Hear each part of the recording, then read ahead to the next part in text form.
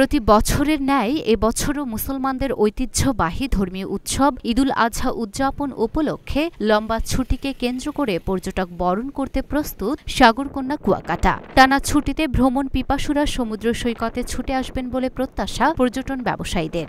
কিন্তু কুয়াকাটার আবাসিক হোটেল ও রিসোর্টগুলোতে এখন পর্যন্ত নেই কাঙ্ক্ষিত বুকিং। পর্যটন সংশ্লিষ্ট ব্যবসায়ীরা বলছেন, আশা করছি ঈদের ছুটিতে পর্যটকদের পদচারণায় টইটুম্বুর থাকবে কুয়াকাটা। এদিকে দর্শনার্থীদের নিরাপত্তায় বাড়ানো হয়েছে পুলিশের নজরদারি, থাকবেন নির্বাহী ম্যাজিস্ট্রেট, জোরদার করা হয়েছে উদ্ধার কার্যক্রম।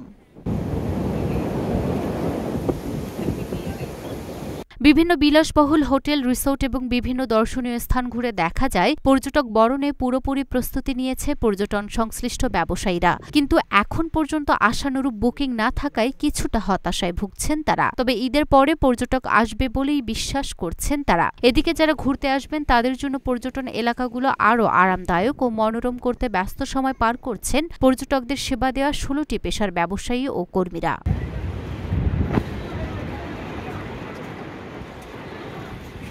ব্যবসায়ীরা জানান, পর্যটকদের সার্বিক নিরাপত্তা, সর্বোচ্চ সুযোগ সুবিধা এবং নিরাপদ ভ্রমণ নিশ্চিত করতে আমরা সর্বদা প্রস্তুত রয়েছি। তবে আশানুরূপ অগ্রিম বুকিং না পাওয়ায় কিছুটা হতাশায় রয়েছেন অনেক ব্যবসায়ীরা। ঘূর্ণিঝড় রেমাল এবং অতিরিক্ত তাপদাহের প্রবাহে এবছর আশানুরূপ পর্যটক আসেনি কুয়াকাটায়। বর্ষার আগে ঈদকে কেন্দ্র করে পর্যটক আসবে কুয়াকাটায়, এটাই ছিল আমাদের আকাঙ্ক্ষা। কিন্তু এখন পর্যন্ত সবার চোখে মুখে শুধু হতাশা।